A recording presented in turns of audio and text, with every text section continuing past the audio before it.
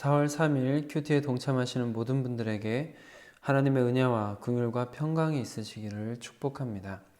주기도문으로 함께 기도하시겠습니다. 하늘에 계신 우리 아버지, 아버지의 이름을 거룩하게 하시며 아버지의 나라가 오게 하시며 아버지의 뜻이 하늘에서와 같이 땅에서도 이루어지게 하소서. 오늘 우리에게 일용할 양식을 주시고 우리가 우리에게 잘못한 사람을 용서하여 준 것 같이 우리 죄를 용서하여 주시고 우리를 시험에 빠지지 않게 하시고 악에서 구하소서. 나라와 권능과 영광이 영원히 아버지의 것입니다. 아멘. 내 평생 사는 동안 함께 찬양하겠습니다. 내 평생 사는 동안 내 평생 사는 동안 주 찬양하리. 여호와 하나님 내 주를 찬양하리. 주님을 묵상하리. 주님을 묵상하리. 즐겁도다 내 영혼 주 안에서 참 기쁘리. 내 영혼아 주님을 송축하라. 내 영혼아 주님을 찬양하라. 내 영혼아 주님을 송축하라. 내 영혼아 내 영혼아 주님을 송축하라. 내 영혼아 주님을 송축하라. 내 영혼아 주님을 찬양하라. 내 영혼아 주님을 송축하라.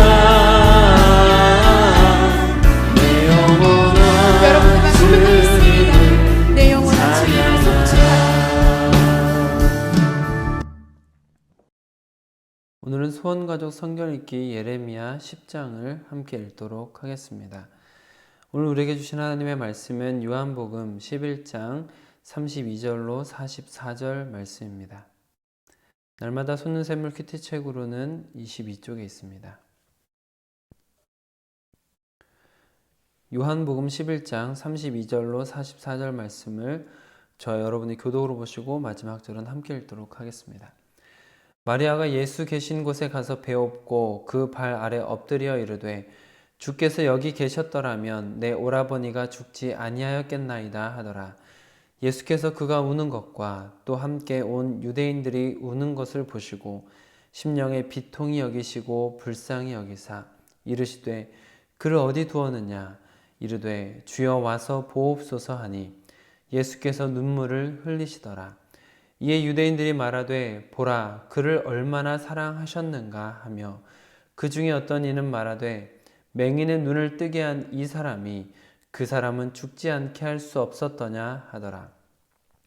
이에 예수께서 다시 속으로 비통히 여기시며 무덤에 가시니 무덤이 굴이라 돌로 막았거늘 예수께서 이르시되 돌을 옮겨 놓으라 하시니 그 죽은 자의 누이 마르다가 이르되 주여 죽은 지가 나흘이 되었음에 벌써 냄새가 나나이다.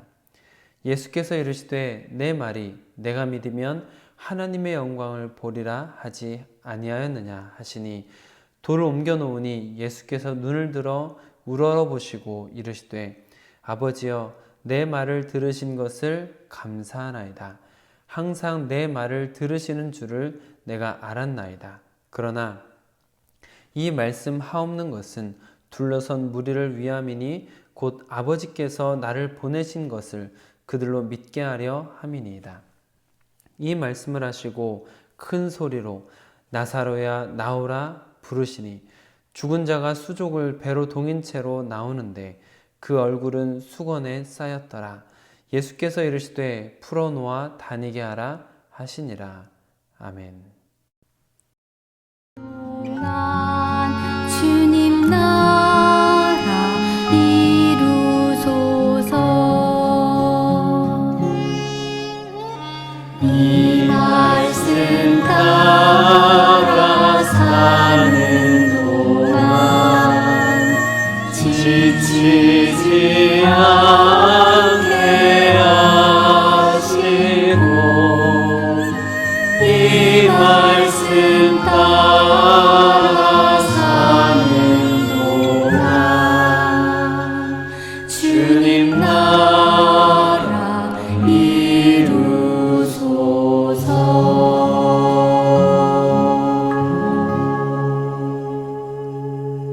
아버지 하나님, 우리가 주의 말씀을 온전히 따라가기 원합니다. 말씀을 온전히 따라갈 수 있도록 지치지 않게 우리를 인도하여 주시옵소서. 말씀을 통하여서 늘 새 힘을 얻고 주님께서 원하시는 삶을 살아가며 예수님을 닮아갈 수 있도록 우리를 이끌어 주시옵소서. 연약한 우리와 함께하여 주셔서 오늘도 주님께서 원하시는 발걸음을 뗄 수 있도록 허락하여 주시옵소서. 우리 주 예수 그리스도의 이름으로 기도드립니다. 아멘. 오늘은 주어진 본문 말씀을 중심으로 샘플이라는 제목으로 여러분들과 받은 은혜를 나누도록 하겠습니다. 어제는 예수님께서 마르다를 만나서 마르다가 머리로 알고 있었던 내용들을 믿는 것이 되도록 인도하셨음을 볼 수 있었습니다. 오늘 큐티 본문 말씀은 그 이후의 이야기가 전개되는 내용으로 나사로가 다시 살아나는 가장 기적적인 사건에 대한 증언이 담겨 있습니다. 예수님께서는 눈물을 흘리시며 나사로의 무덤으로 이동하셨습니다. 그리고 무덤 앞에서 예수님께서 마르다의 믿음을 다시 한번 바로 잡아주시고 하나님께 기도를 드린 후에 나사로야 나오라 라고 명령하시자 완전히 죽어 더 이상 어떤 희망도 없던 나사로라는 사람이 걸어서 나오는 장면으로 일단락이 되는 것이죠. 사실 사람이 다시 살아난다라는 것은 불가능의 영역입니다. 세상에 돈을 많이 모은 사람도, 많은 지식을 쌓은 사람도, 큰 권력을 가졌던 사람도, 기라성 같은 지도자도 죽지 않은 사람이 없고 다시 살아 돌아온 사람도 없습니다.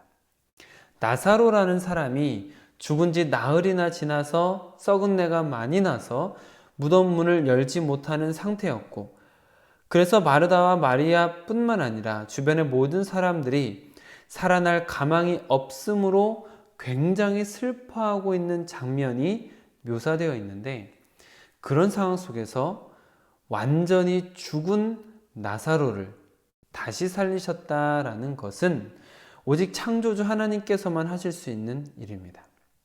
인간에게는 불가능의 영역인 것이죠. 그렇기 때문에 더욱 신의 영역이다라는 것을 증명하시는 것입니다. 예수님께서 곧 하나님이시다라는 것을 부각시키시고 계시는 것이죠. 이렇게 예수님께서 신성을 부각시키신 이유는 너무나 분명합니다. 42절 마지막 부분을 보시면 아버지께서 나를 보내신 것을 그들로 믿게 하려 함이니이다. 아멘. 무엇을 믿게 하려는 것일까요? 그것은 바로 예수님께서 불가능을 가능으로 만드시고 불신을 신앙으로 만드시고 죽음을 생명으로 바꾸시는 전능하신 창조주 하나님이시다라는 것을 확실히 믿게 하시기 위함이셨다라는 것입니다. 그런데 그 전능하신 창조주 하나님이신 예수님께서 오늘 본문 말씀 속에서 눈물을 흘리십니다. 35절입니다. 예수께서 눈물을 흘리시더라 라는 말씀이 있는데 왜 눈물을 흘리셨을까요? 이 눈물은 단순히 하나의 감정에 의한 것이라기보다는 복합적인 의미가 담겨져 있는 눈물이다라는 것을 생각하게 합니다. 나사로의 죽음과 주변 사람들의 슬퍼함으로 인해서 사랑과 동정함을 담은 눈물로 해석되기도 하고, 당시 사람들이 보여주고 있는 그 몰이해, 영원한 생명과 전능하신 하나님에 대한 몰이해의 모습을 보시고 이해하지 못하는 모습을 보시고 비탄스럽게 여기셔서 눈물을 흘리셨다라는 해석을 할 수도 있습니다. 요한복음 11장 전체를 통하여 예수님께서 끊임없이 마르다가 알던 것을 믿음으로 만들어 주시려 하시는 모습들, 또한 42절 말씀처럼 일부러 기도를 하신 목적을 그들로 믿게 하려 함이라는 것을 보여주신 것처럼 여러 가지 다양한 방법으로 믿음을 다져주시려고 하시는 것을 보여주고 계십니다.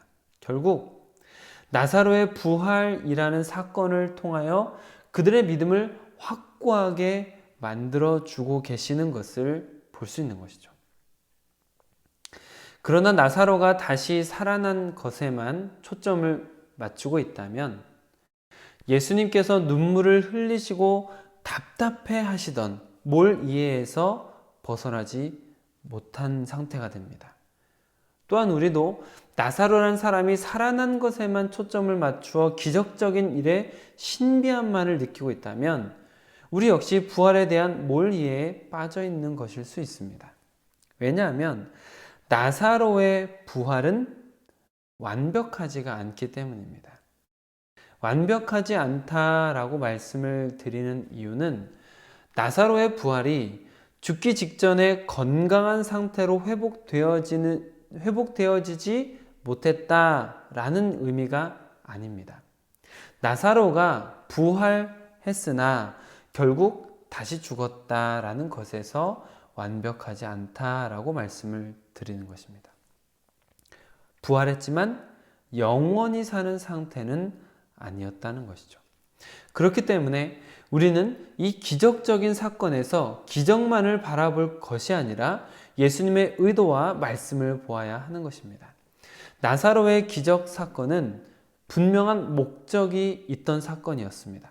그렇기 때문에 예수님께서 의도적으로 시간을 지연하시며 머무시던 곳에 이틀을 더 유하시고 결국 나사로가 죽은 지 나흘째 되는 날에 방문을 하셨던 것이었습니다. 그리고 그 목적은 하나님의 영광을 나타내는 것이었습니다.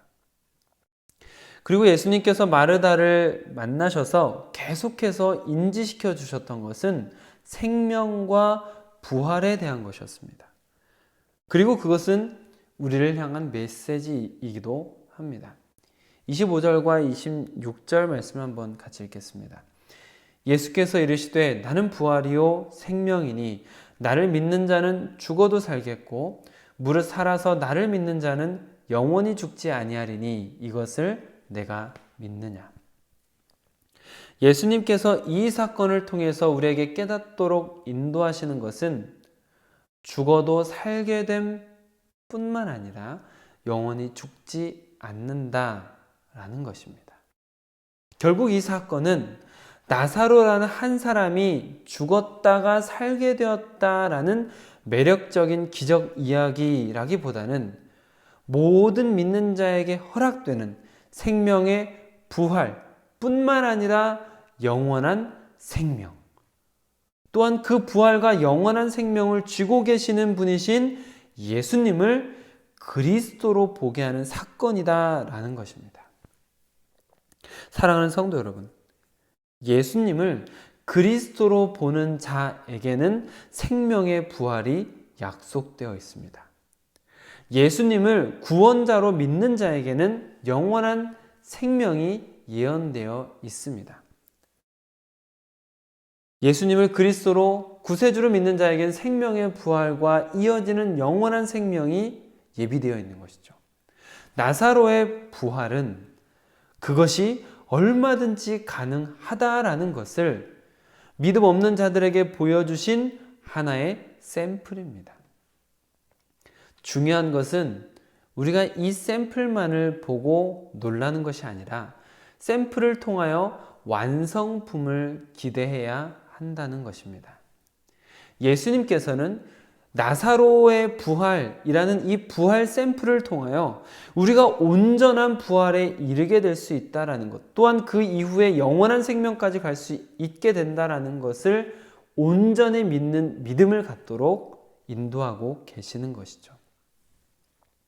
사랑하는 성도 여러분, 여러분의 믿음은 이 땅에서의 평화와 안정까지 이어져 있습니까?